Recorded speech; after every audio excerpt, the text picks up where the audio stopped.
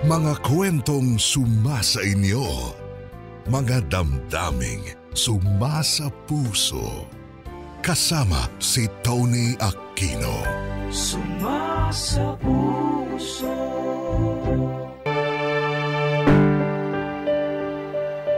Tony, itago niyo na lang ako sa pangalang Mabel. 33 taong gulang at nakatira sa Maynila. Napasulat ako sa inyo dahil itong naisip kong paraan para maglabas ng aking saloobin. Meron akong mga lihim na hindi ko kayang sabihin sa mga taong nakakakilala sa akin. Kaya ang sulat kong ito ay tila pangungumpisal na mga itinatago kong saloobin. Nagtapos ako sa kursong education. Dahil bata pa lang ako, pangarap ko na talagang maging isang guro. Teacher-teacheran pa nga ang paborito kong laro noon. Ginagawa ko pang blackboard ang dingding ng bahay namin. May ilan akong tiyahin na tumanda na rin sa pagtuturo. Kaya sila ang naging inspirasyon ko hanggang sa makatapos ako ng pag-aaral. Naniniwala ako na mas magiging maunlad ang pamumuhay dito sa atin kapag maayos na nakapag-aral ang mga kabataan. Pero syempre, gaya ng ibang propesyon, marami ring pagsubok ang pinagdaanan ko. Gaya na lamang ng pagsusulit para maging isang lisensyadong guro.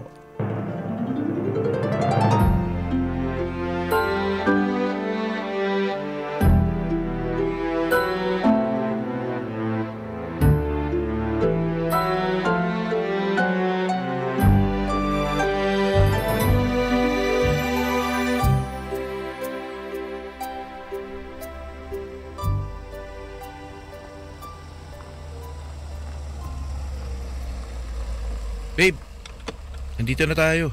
Yung mga gamit mo siguraduhin mo muna na kompleto bago ka bumaba at pumunta sa testing room nyo. Tapos, wag mo rin kalimutan yung tubig mo. Oh babe, okay ka lang ba?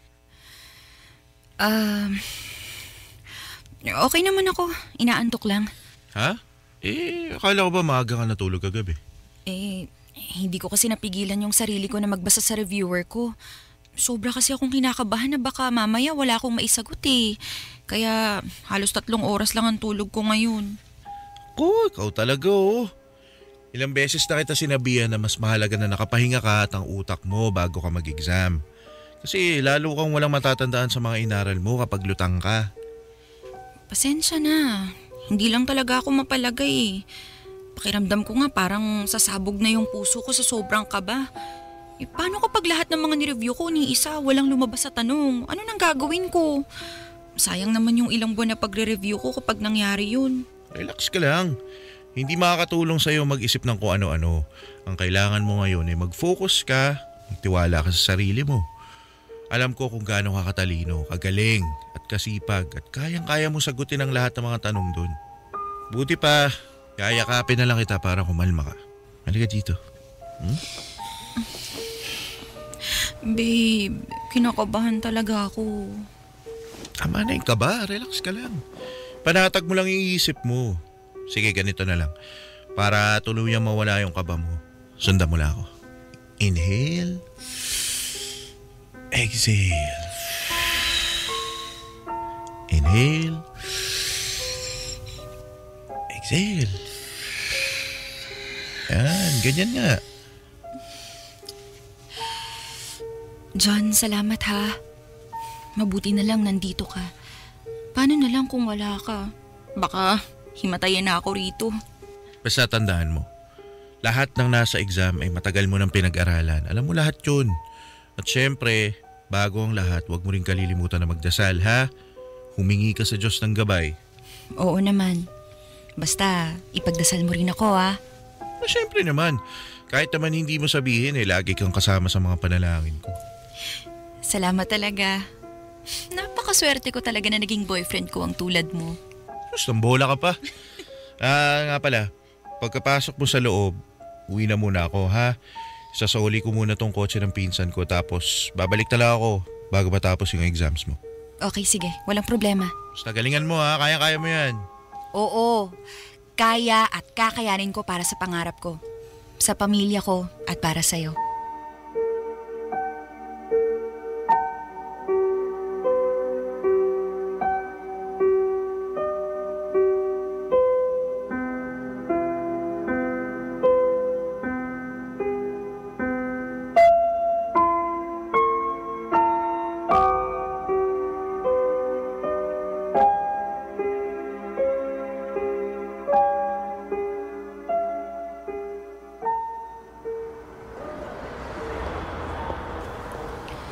Nasaan na kaya si John? Sabi niya nandito lang daw siya sa may coffee shop naghihintay eh. Babe! John? John! Babe, sorry may binili lang ako. Para sa'yo. Sana magustuhan mo itong mga bulaklak. Sobrang proud ako sa'yo dahil sa wakas natapos ka na rin na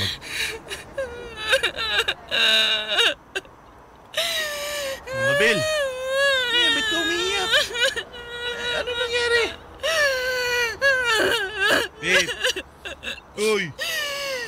Uy, ano ba nangyari? Babe! Ba't ka umiiyak? Nagsalita ka, kinakabahan na ako sa'yo eh.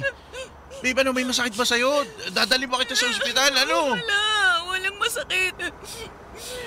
Eh ano? Eh kasi, sa wakas tapos na. Tapos na ang paghihirap ko, makakahinga na ako. Tapos na yung ilang buwan na pagpupuyat at pagre-review ko. Makakatulog na ako ng mahimbing.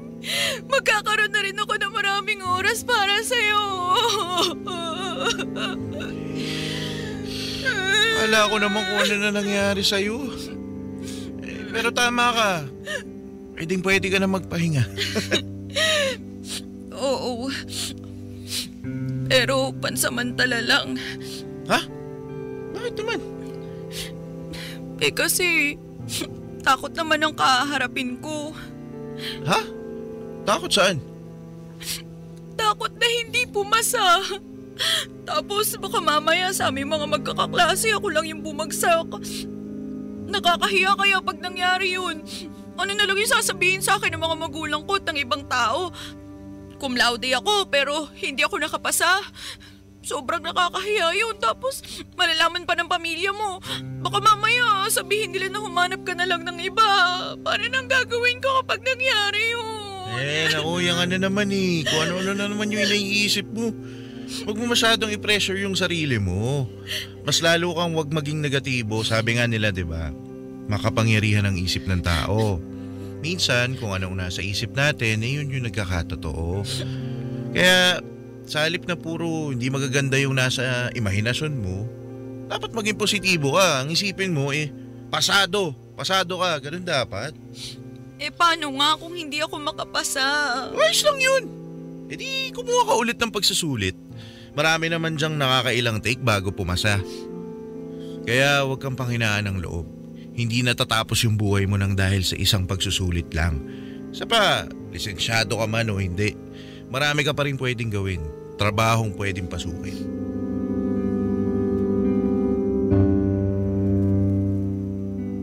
Tony, nobyo ko na noon si John. Nagkakilala kami nung unang taon ko sa kolehiyo. Napahanga niya ako sa angkin niyang katalinuhan. Magaling siyang magsalita, mataas ang kanyang kumpiyansa sa sarili. Napakaswerte ko at nagustuhan ni John ang isang simpleng babae na tulad ko. Isa siya sa mga dahilan kaya nakamit ko ang pangarap ko na maging isang guro. Walang sawa niyang pinalalakas ang loob ko at siya ang numero 1 naniwala sa aking kakayahan. Tony, agad akong pumayag nung niyaya ako ni John na magpakasal. Ilang buwan bago ako matanggap bilang guro sa elementarya. Pareho pa kaming nangangapa sa buhay noong mga panahon na yun. Pero malaki ang tiwala ko kay John. Alam kong kahit kailan, hindi niya ako pababayaan.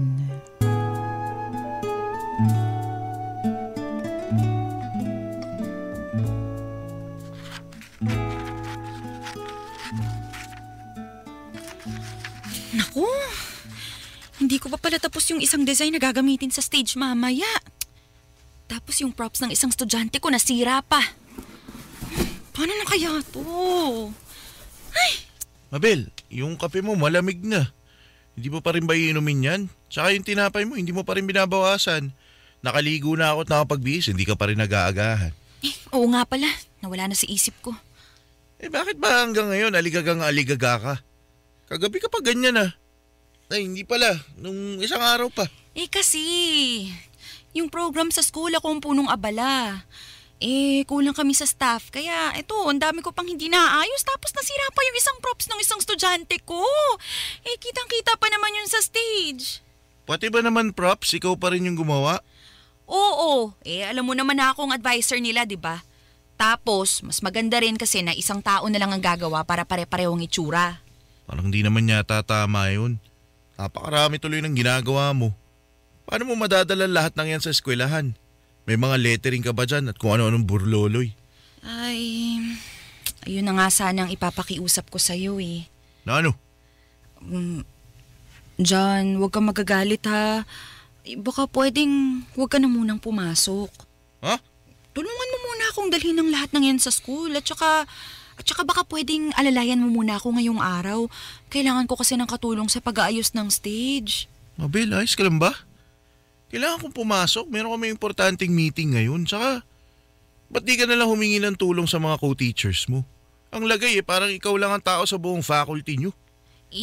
Kasi, nasabi ko na sa kanila na hindi ko kailangan ng tulong.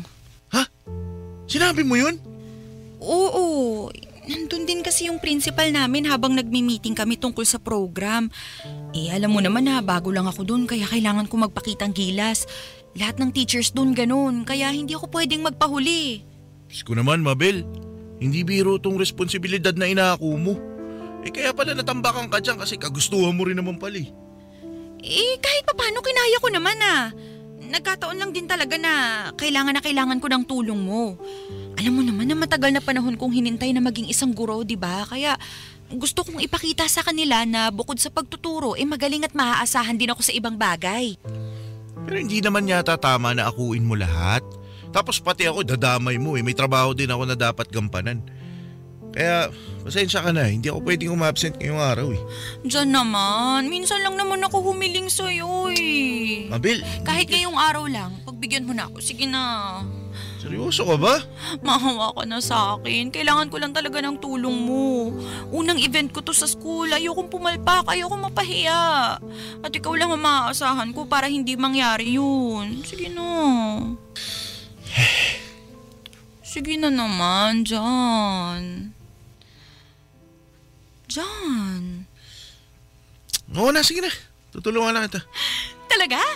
Pero siguraduhin mo lang na yan ang una at huling beses na magpapakitang gilas ka sa hindi makatotohanan ng paraan ha. Naintindihan mo? Oo. Magkaiba ang porsigido sa gahaman sa trabaho. Oo na. Alam ko yan. O siya, umpisahan na nating ayusin itong mga gamit. Baka malate pa tayo sa eskwelahan.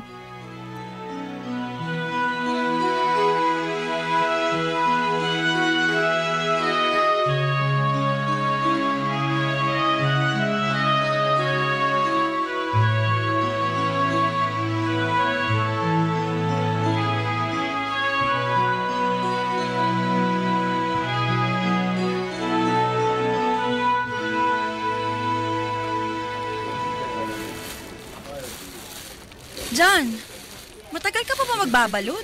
Kanina pa yan eh. Ang dami kasi Pwede ba pagkatapos mo dyan, pakibuhat na lang yung mga upuan at lamesa dun sa gilid? Pakidalian lang, ang bagal mo eh. Sige.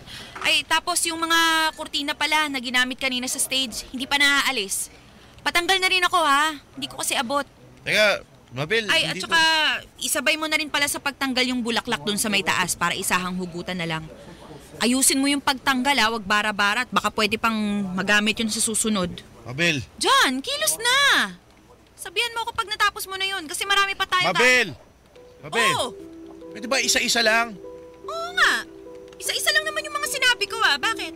Kaya mo pa pagsabay-sabayin yun? Hindi ko pa nga tapos gawin yung nauna mong utos eh. Tapos may kasunod na kagad. Baka naman pwede maghinay-hinay ka lang. Ano tingin mo sa akin? Isang batalyon ng katumbas? Ba't naiinis ka? Kung ayaw mo na pala akong tulungan, tumigil ka na dyan, umuwi ka na. Ano? Hindi naman yun yung punto ko eh. Siyempre gusto kitang tulungan. Kaya lang nakakainis kasi. Sunod-sunod yung utos mo. Wala pa nga akong pahinga oh. Hindi pa rin ako kumakain ng tanghalian. Alam mo ba yun ha? Huling kain ko yung tinapay at kape kaninang umaga pa yun. Anong oras na oh? Tingnan mo naman. Ay ako rin naman Pareho lang naman tayong gutom. Ayun na nga eh. Parehas tayo na nararamdaman. Kaya sana, di ba, konting konsiderasyon man lang sa utos mo. Yung asta mo kasi parang janitor yung kausap mo eh. Ano ba naman yan dyan? Maliit na bagay lang eh. Pagod na nga tayo, gusto mo pa nakangiti ako? Bakit ba naman kasi pati pagliligpit nito mga gamit, ikaw pa rin? Ikaw lang ba yung nag-iisang teacher dito? Malamang hindi, pero... O sige, pasensya na. Nahiya na rin kasi akong humingi pa ng tulong. Lahat naman kasi sila pagod na rin di ba? Syempre parte na rin to ng pagpapakitang gilas ko. Alam ko, malinaw na sa akin yun. Ang ayoko lang, alang-alang dyan sa pagpapabibo mo, nakakalimutan mo kung sino ako. Kanina mo pa ako inaalila. Pati nga mga ibang teacher mo, utos na ng utos sa akin tapos hinahayaan mo lang. Ha? Wala naman sanang kaso. Kaya lang, ni minsan hindi mo pa ako kinumusta. Ni abutan man lang ng tubig o kahit candy, wala. Tapos ngayon kung makautos ka, parang di mo ko kilala. Kung tutuusin, wala naman akong kinalaman sa mga pinaggagawa mo dito sa eskwelahan eh. Huwag ka na magalit. Pasensya ka na, medyo... Wala lang ako sa sarili ko. Gusto ko na rin kasing matapos ang lahat ng to. Kakamadali ko nakalimutan kung pagod ka na rin pala. Pasensya na. Huwag ka na nga magalit. O sige. Pero sana lang sa susunod, huwag mo akuin ang lahat ng trabaho. Kasi hindi lang naman dito nasusukat yung kakayahan mo bilang guro eh. Pwede ka naman magpabibo sa galing mo sa pagtuturo. At isa pa, matuto ka rin humingi ng tulong sa mga kasama mo. Kasi baka mamaya maulit yung ganito. Yung a-absent ako sa trabaho para tulungan ka. Mabel, marami din akong responsibilidad sa opisina. Kung alam mo lang yung inis sa mga katrabaho ko sa akin ngayon. Kaya sana lang, gawin mo lang kung anong kaya mo. Para hindi tayo nalalagay sa alanganin.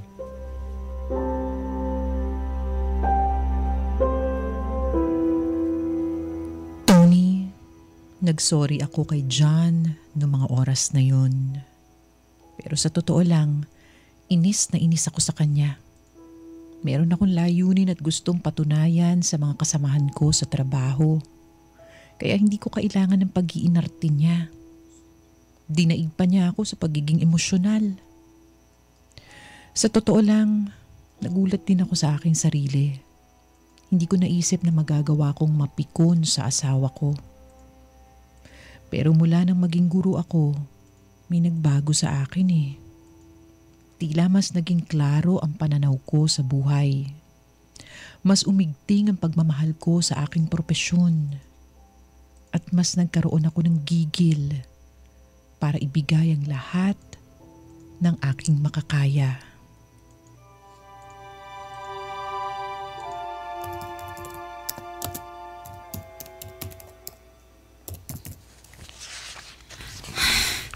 Grabe, ang sakit na ng kamay ko. Ang dami ko pang hahabulin na lesson plans. Ay. Oh, di ka pa rin natutulog? 10:00 na ng gabi ah. Marami pa kasi akong tinatapos na lesson plan. Kanina mo pa ginagawa yan, ba't hindi ka muna magpahinga? Hanggang Sabado ba naman ng gabi nagtatrabaho ka pa rin? Ganun talaga. Alam mo naman na kaming mga guro bukod sa pagtuturo, marami ring paperworks na kailangan gawin.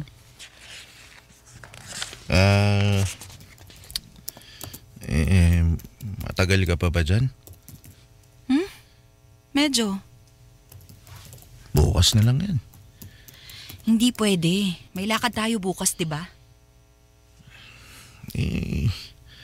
Ayaw mo bang magpahinga sandali? Hindi, ayos lang ako. Tama na muna yan. Puro ka na lang trabaho eh. Doon muna tayo sa kwarto. Miss na kita eh. John, wag mo na ngayon please. Marami akong ginagawa, tsaka pagod ako. Sa ibang araw na lang yan. Sa ibang araw na naman? Kailan ba yung araw na yun? Lagi na lang ganyan yung sinasabi mo sa tuwing inaaya kita. Sige na, kahit mabilis lang. Sorry, pag nag-aaya ka naman kasi laging nagkakataon na marami akong ginagawa. Kahit 15 minutos lang. John. 10 minuto. Promise, babawi ako sa'yo kapag natapos ko ng lahat ng to. Sige, last na. 5 minuto. Ano namang magagawa natin sa 5 minuto? Marami. Pwede ba, John? Please, hindi talaga pwede. Sige na. Please? Okay, sige. May magagawa pa ba ako? Sorry. Sige. Nga pala, sa Lunes na yung birthday mo. Oo nga eh. Papasok ka ba nun? Hindi, nag-leave ako. Ayos. Nag-leave din ako eh. Punta tayo kay nanay at tatay ko sa Batangas. Doon tayo mag-celebrate ng birthday mo. Tapos, isama na rin natin sina mama at papa mo para naman kumpleto tayo. Sigurado ako matutuwa yung mga yun. Ha? Ay, naku, hindi pwede dyan. Ano hindi pwede? Bakit naman? Ayaw mo makasama mga magulang natin? Hindi naman sa ganun. Kasi... Oo nga pala, hindi ko pa pala nasasabi sa'yo. Ano ba yan? Bakit? Ano ba yun? Pupunta kami ng mga kabatch ko nung college sa isang bahay ampunan sa Bulacan. Ha? Anong gagawin niyo dun? May gagawin kaming program. Magtuturo tapos mamimigay ng mga gamit gaya ng libro, notebook, mga pangkulay. Magtuturo ka sa mismong araw ng birthday mo? Oo. Yun kasi yung naisip ko na paraan para magpasalamat sa mga natatanggap kong blessings. Matagal ko ng pangarap gawin yun eh, lalo na't maraming bata. Diyos ko naman, Mabel. Seryoso ka ba? Sino nakaisip ng pakulo na ganyan? Ano? Pati ba naman birthday mo pagtuturo pa rin yung nasa isip mo? Tsaka bakit ngayon mo lang sa akin sinabi? Di mo man lang ako kinonsulta sa bagay na yan bago ka magdesisyon? Pasensya na. Ano ba naman yung simpleng dyan? Ito yung plano ko para sa birthday ko. Ayos lang ba? Sa dami kasi ng mga ginagawa ko, halo-halo na yung mga nasa isip ko. Kaya nakalimutan ko na rin sabihin sa'yo. May oras ka gumawa ng plano kasama yung mga kaklase mo nun. Pero magsabi sa akin, wala. Pambihira naman oh. Alam kong kaarawan mo pero tama bang mas pinili mo pang makasama yung ibang tao kaysa sa pamilya mo? Kesa sa asawa mo? Pwede naman tayong mag-celebrate kahit bukas o di kaya kahit pagkatapos ng birthday ko, di ba? Gusto ko lang kasi talaga na sa mismong birthday ko makatulong at makapagsilbi ako sa mga batang walang oportunidad para makapag-aral sa isang magandang eskwelahan. Sana naman maintindihan mo ko. Alam mo, gusto kitang intindihin pero bukod sa pagiging guro balak mo na rin yata maging artista eh. O baka plano mo rin pumasok sa politika. Mahilig ka sa kawang gawa, di ba? Kasi yun yung karaniwan nilang ginagawa kapag birthday nila. Ang magmukhang mabait at mabango sa mga tao. John naman? Ano ba yung mga pinagsasasabi mo? Gusto kong gawin yun dahil yun ang nagpapasaya sa akin at bukasyon ko na rin yun bilang guro. Sus! Kung ipinuputok ng butse mo, ang hindi tayo magkakasama sa mismong araw ng birthday ko, mabuti pa sumama ka na lang sa akin doon. Ako sasama ako sa'yo. Ay naku, wag na. Baka gawin mo na naman ako utusan doon. Nakakadalang magkawang gawa sa'yo eh. Diyos me naman, ang tagal na nun, John. Bakit binabalikan mo pa? Tsaka kung ayaw mong sumama sa akin, di wag. Hindi naman kita pipilitin kung ayaw mo. Bakit ba naman kasi tinaon mo pa sa mismong araw ng birthday mo yung bahay ampunan na yan? Paano pala kung naghanda ako ng surprise birthday party para sa'yo? Di wala. Nga lahat ng bisita. Alam mo, wala na akong panahon pa na makipagtalo sa'yo. Kung galit ka dahil sa hindi ko nasabi sa'yo agad ang plano ko, di sorry. At sorry din dahil kahit anong sabihin mo sa akin, buo na ang desisyon ko na pumunta sa bahay ampunan. Kahit yun na lang ang regalo mo sa akin, ang suportahan ako sa gusto kong gawin. Okay, sige, bahala ka. Kung yun ang magpapasaya sa'yo, gawin mo. Kung gusto mo, doon ka na rin matulog. Sagarin mo na yung punta mo. Basta ako, dadalawin ko yung mga magulang ko. Nakakaya naman kasi na lagi na lang kami nag-a-adjust sa mga desisyon mo eh. Sana lang wag mong kalimutan na may pamilya ka rin at may asawa na uhaw sa oras at atensyon mo.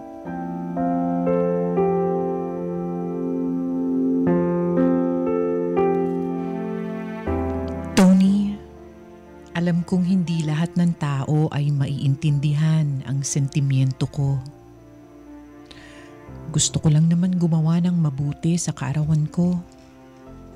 Pero aminin ko na hindi ko nagawang isama si John sa plano ko dahil ramdam ko na habang tumatagal, nawawala na ang amor niya sa pagiging teacher ko. Hindi na niya ako sinusuportahan gaya ng dati. Nakikita kong sawa na siyang makinig sa mga nangyari sa akin maghapon sa eskwelahan. Tila ba kakumpetensya na ang tingin niya sa trabaho ko. Pero siya lang naman ang nag-iisip ng ganun. Gusto niya kasi na sabayan ko ang oras niya. Hindi niya naiintindihan na magkaiba kami ng mundong ginagalawan. Kaya hindi ko kasalanan kung madalas wala akong gana sa pakikipagromansa. Dahil ang hirap lambingin ng isang taong walang ibang ginawa kundi kontrahin ang mga plano ko sa buhay. Lalo na sa tuwing nakakaranas ako ng pagsubok. Dati si John ang pinagkukunan ko ng lakas. Pero nung tumagal, siya pa mismo ang nagdidiin sa akin. Gaya na lang nung naospital ang aking ina.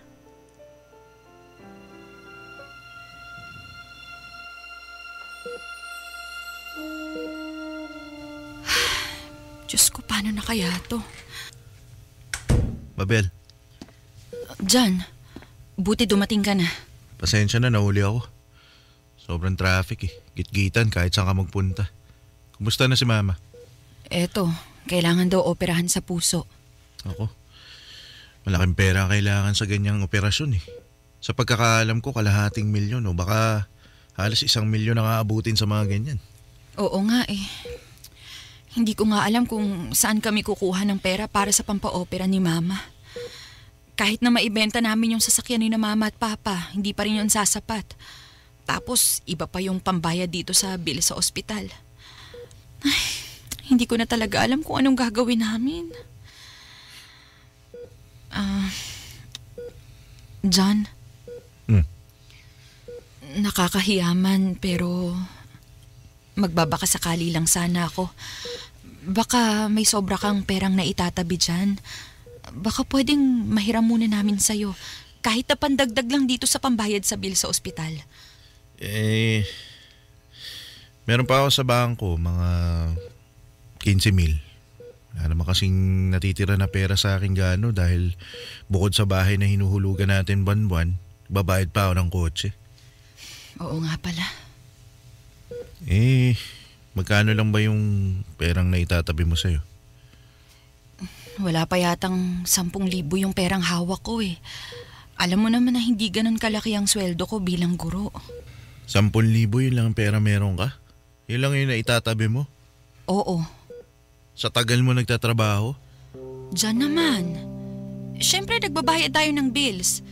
Tsaka yung pang grocery at kung ano-anong bigla ang gastos.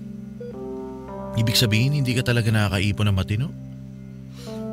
Pwede ba wag mo munang puntiryahin kung nakakaipon ako o hindi?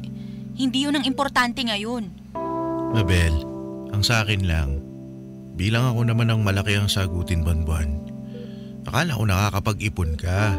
Sa tagal mo nagtatrabaho kahit man lang 50,000 dapat meron ka. Ano? Sa sobrang dami ng ginagawa mo, parang lumilipad lang pala sa hangin yung sinisweldo mo buwan-buwan. Diyan naman, anong akala mo? Pareho tayo ng sweldo, magkaiba tayo ng trabaho. Alam mo siguro, Mabel, baka dapat mag-isip-isip ka na. Mag-isip? Ng ano? Ito na yung tamang panahon para lumipat ka ng ibang trabaho. Diyos ko naman. Kasi parang hindi sapat yung sweldo mo para sa hirap na ginagawa mo dyan sa trabaho mo. Tingnan mo, wala ka tuloy maipon na malaking pera para sa sarili mo na magagamit mo sana sa mga ganitong pagkakataon. Mantakin mo, ang aga-aga mo pumapasok, late ka umuwi. Pati sa bahay, dinadala mo pa rin yung trabaho mo. Para saan? Para sa barya-barya lang? John, hindi barya-barya lang ang kinikita ko. Nakakainsulto ka na. Tsaka isa pa, hindi lang para sa pera ang pagiging guro. Kung pera lang pala ang habol ko, edi sana ibang kurso na lang ang tinapos ko. Sana ganun na lang ginawa mo sa umpisa pa lang. Sa pangarap ko nga magturo Pues yung pangarap mo, hindi nakakabuhay ng pamilya. Partida, wala pa tayong anak. Hirap na hirap ka na, paano pa pag nagkaanak na tayo? Pwede ako na yung kailangan magpakahirap lalo. Aba kung ganun, mas mabuti pa na lumipat ka na lang ng trabaho.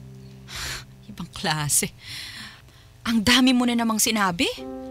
Parang gusto mong sabihin na wala akong kwentang asawa porke mas malaki yung nilalabas mong pera. Hindi yun ang punto ko. Anong hindi?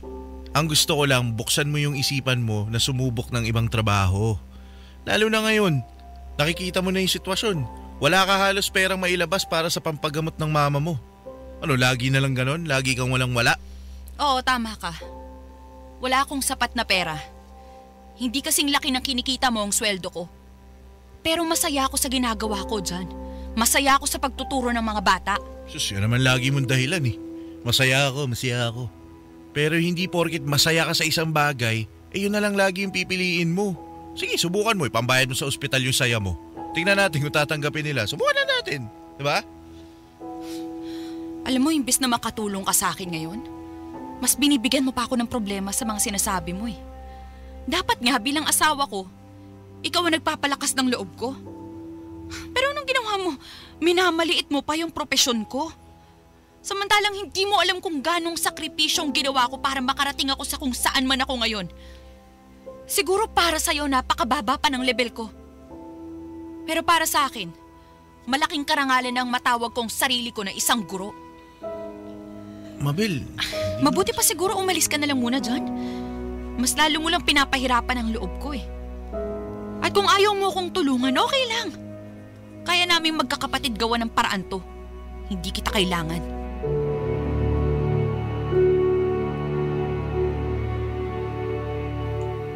Tony, nagawa naman naming mapa-opera ang mama ko. Umutang kami sa mga kamag-anak namin.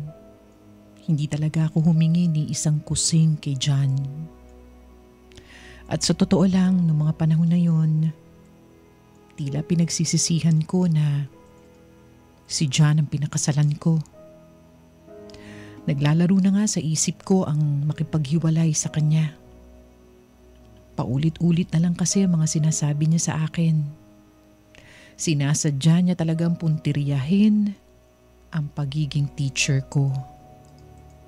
Kesyo wala raw akong oras para sa kanya. Kesyo mas mahal ko na raw ang trabaho ko. Ang hindi niya alam sa ginagawa niya. Baka nga magkatotoo ang sinasabi niya. Baka humantong kami sa puntong mas mahal ko na ang trabaho ko. Mas madalas pa nga akong nakakaramdam ng saya kapag nasa loob ng eskwelahan. Dahil sa tuwing kasama ko si John, lagi akong maingat sa mga kilos at sinasabi ko. Hindi ko na magawang magpakatotoo kasi kunting mali ko lang, aawayin agad ako ng asawa ko. Kaya para wala na lang gulo, ako na lang ang unang humihingi ng tawad. Tibali ng tila 2 pagkatao ang ginagampanan ko. Isang magaling na guro at isang mapagkumbabang asawa. Huwag lang ako dumating sa punto na puwersahin ako ni John na talikuran ng trabaho ko.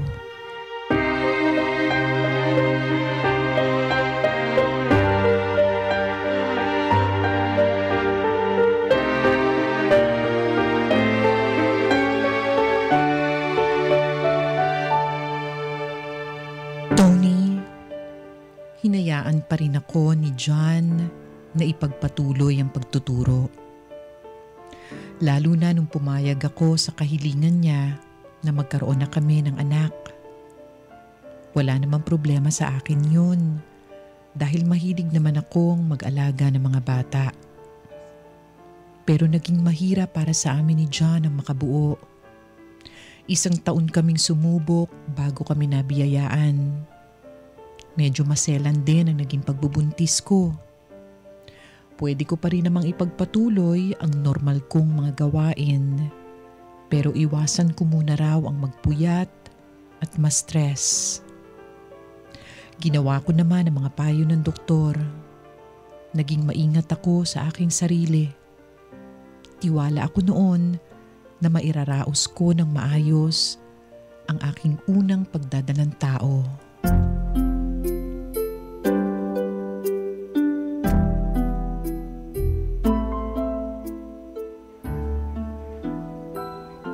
Dok, kumusta po si baby? Oo nga po, Dok. Pwede po ba naming makita?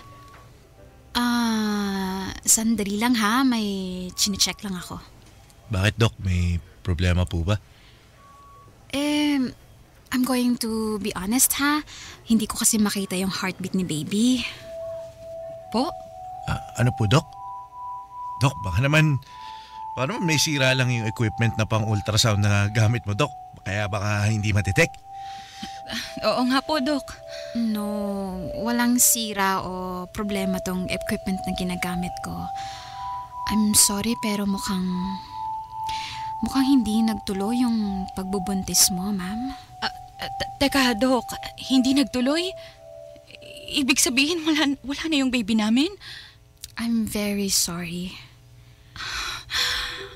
Dok, baka pwede namang ulitin niyo ulit. Baka sakaling may ma-detect na kayo. Please, Dok. Subukan po natin ulit. Dok, sige na po. Parang awa niyo na. Subukan niyo ulit. Doktora, please. Okay, sige. Uulitin ko para makasiguro tayo at para mapanatag kayo. Pero ma'am, sir, sa tingin ko, kahit ilang ulit tayo, hindi pa rin magbabago ang resulta.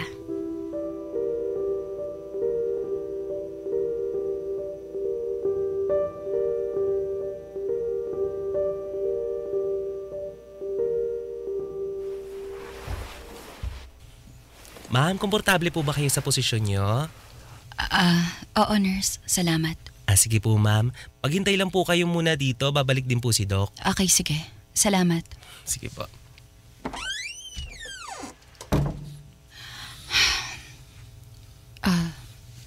John.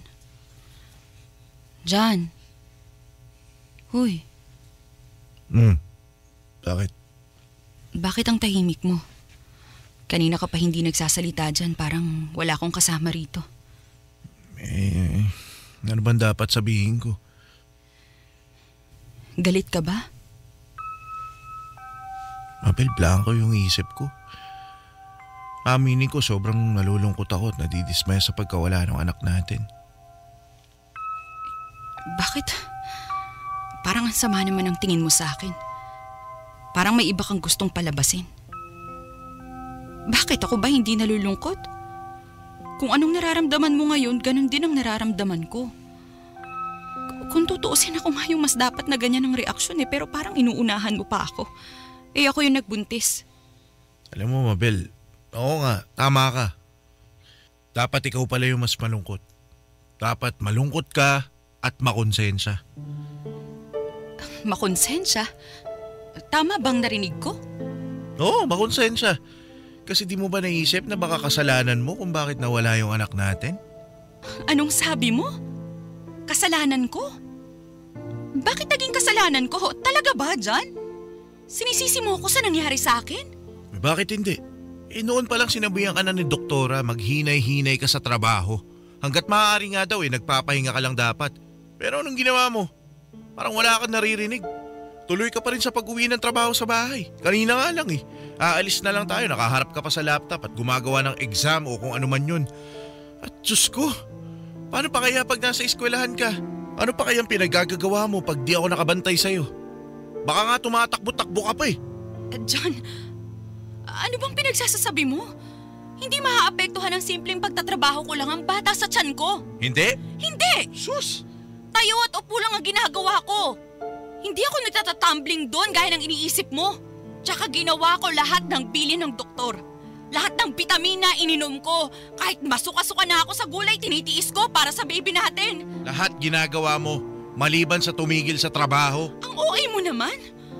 Masyado mo lang akong pinagmumukhang masama. Mabel, hindi ko kasi alam kung ano ba talaga mas mahalaga sa'yo eh. Yung trabaho mo ba o tayo? Kasi sa nakikita ko parang mas importante sa'yo yung trabaho kaysa sa maging ganap tayong pamilya. Tingnan mo nangyari. Ang tagal nating naghintay na magkaanak. Pero sinabutahin mo pa dahil sa buwisit na pangarap mo na yan. John, hindi na nakakatuwa yung mga sinasabi mo ah. Ay, hindi talaga. Mukha ba ako natutuwa? Wala akong ginagawang masama. Hindi porket nakikita mo na nagtatrabaho ako wala na akong pakialam sa pagbubuntis ko. Nagsisipag ako para sa magiging anak natin. Alam ko. Halata naman eh. Sa sobrang sipag mo nga, ayan, nakunan ka. Kaya kasalanan mo kung bakit nangyari to. Kasi sarili mo lang yung iniisip mo. Ilang beses na rin kita sinabihan, pero wala. Hindi ka pa rin nakikinig. Ano nangyari? Nawala yung anak natin. Kasalanan mo lahat ng to, Mabel. Kasalanan mo! Wala akong kasalanan! Sige, kumbinsihin mo yung sarili mo. John, ano ba? Hindi ko kailangan ng pangaral mo ngayon. Ang kailangan ko yung yakap mo. Kasi inaamin ko, sinisisi ko ang sarili ko ngayon. Pero iiwan mo ba akong mag-isa, ha? Hayaan mo lang akong harapin to nang ako lang. John, kailangan kita. Kailangan ko yung asawa ko ngayon.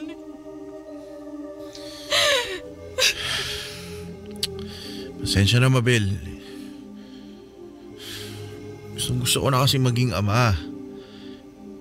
Yun eh. Meron eh. Pero nawala pa. Kaya pasensya na kung hindi ko mabigay muna sa'yo yung kalinga na hinahanap mo. Kasi alam ko sa sarili ko na ginawa ko lahat para maalagaan ka. Eh ikaw, masasabi mo ba na hindi ka nagkulang?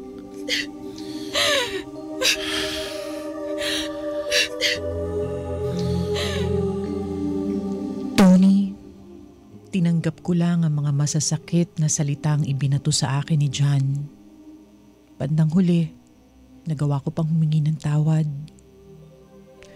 Pero ginawa ko yun para matahimik na siya. Hindi dahil sa inaamin ko na kasalanan kong nangyari sa akin. Kasi sa totoo lang, isang malaking kalokohan ang paratang ni John. Maraming pwedeng dahilan kung bakit ako nakunan. Pwedeng sadyang mahina ang kapit ng bata. O kaya baka may hindi tugma sa katawan ko. Pero tulad ng dati, naghanap lang ng sisisihin ng asawa ko. At ako na naman ang pinagmukha niyang masama. Makasarili siya. Hindi man lang niya binigyan ng konsiderasyon ng nararamdaman ko. Tony, yun na siguro ang pinakamalaking pagsubok na dumating sa amin ni John. Dahil mula noon, unti-unti na siyang nanlamig sa akin. Kakausapin lang niya ako kapag kailangan. Pero wala na ang mga yakap at halik.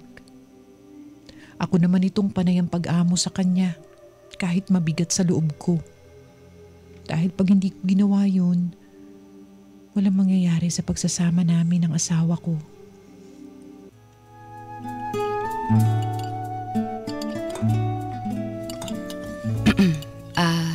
John? Bakit? Kumusta yung lasa ng laing? Masarap ba? Okay lang. Alam ko kasi na matagal na panahon na rin yung huling beses na napaglutuan kita niyan. Sorry ha kung ngayon lang ako nagkaroon ng oras. Okay lang. Sanay naman na ako. Mas nagugulat nga ako pag nagluluto ko eh.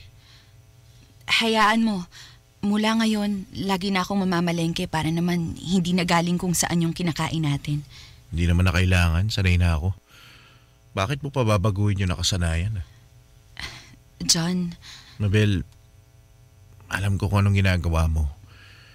Pero ngayon pa lang sinasabi ko na sa'yo, walang magbabago. Ganito pa rin tayo. Sige na, maliligo na ako. Bilisan mo na rin dyan para mahatid na kita sa trabaho mo. John, sandali. Bakit?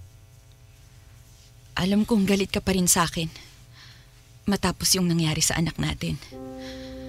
Gusto ko lang humingi ng tawad. Oo, tama ka. Mali ako at naging matigas ang ulo ko kaya Kung tutuusin, kasalanan ko talaga kung bakit nawala ang anak natin. Naging pabaya ko at aminado ko ron. Pasensya ka na kung ngayon ko lang natanggap ng lubusan yung pagkakamali ko. Sana, sa pagkakataong to, mapatawad mo na ako. Ayusin natin ang lahat. Magsimula ulit tayo. Gusto mo talaga na maging maayos tayo? Oo naman. Isa lang ang nakikita kong solusyon para mag-ayos tayo. Ano? Mag-resign ka sa trabaho mo. Ano? Ako magre-resign? Oo. John, hindi ba parang napakaisip bata naman na trabaho ko talaga yung pinagbabalingan mo? Alam mo, Mabel, sa totoo lang wala naman talaga mali sa profession mo eh. Alam mo ano talaga yung problema? Ikaw at ang pagiging ganid mo. Yung sobra-sobra mong pagkahumaling dyan sa ginagawa mo. Minsan nga niisip ko kung may problema ka na sa utak eh. Huwag mo naman akong insultuhin ng ganyan. Hindi kita iniinsulto. Masyado ka na kasing naging baliw sa pagiging teacher mo. Samantalang hindi naman ganyan yung iba. Ngayon, kung gusto mo na bumalik tayo sa dati na masaya, mag-resign ka. Ibalik mo muna yung katinuan sa sarili mo. Oo, aaminin ko na. Tama ka. Pero sana naman, huwag naman umabot sa ganito na pahihintuin mo ko sa pangarap kong trabaho. Bakit ba hirap na hirap kang pakawalan yan ha? Bakit? Hindi ka pa ba nadala nung nakunang ka ha? Mas mahal mo na yan kaysa sa akin? Hindi naman sa ganun. Ang akin lang, ano na lang ang gusto mong gawin ko sa buhay ko? Ano, dito na lang ako sa bahay? O lumipat ako sa trabahong hindi ko naman gusto? Ayoko na masyado madrama. Simple lang, Mabel. Gusto mo bang magkaayos tayo o hindi? Pangako, aayusin ko na ang sarili ko. Babalansihin ko na ang lahat. Hindi. Hindi ako naniniwala sa pagganyan-ganyan mo. Sawang-sawa na ako. John, maging patas ka naman sa akin, oh. Patas? Puro gusto mo nga yung nasusunod. Ako naman ngayon. Kaya timbangin mo na yung sarili mo kung ano ba talagang gusto mo. Magkaroon ng sariling anak at maayos na pamilya? O magturo na lang habang buhay at maging mag-isa? Tinatakot mo ba ako? Hindi pa nanakot yun. Binibigyan lang kita ng pagpipilian at sinasabi ko sa'yo, hindi ako makikipagnegosasyon. Kung anong pinili mo, yun na yun. Wala nang bawian. Kung alam ko lang naaabot tayo sa ganitong punto, sana pala noon pa lang hindi na kita sinuportahan sa pangarap mo. Natupad mo nga ang gusto mong gawin. Pero nawala ka naman sa sarili mo.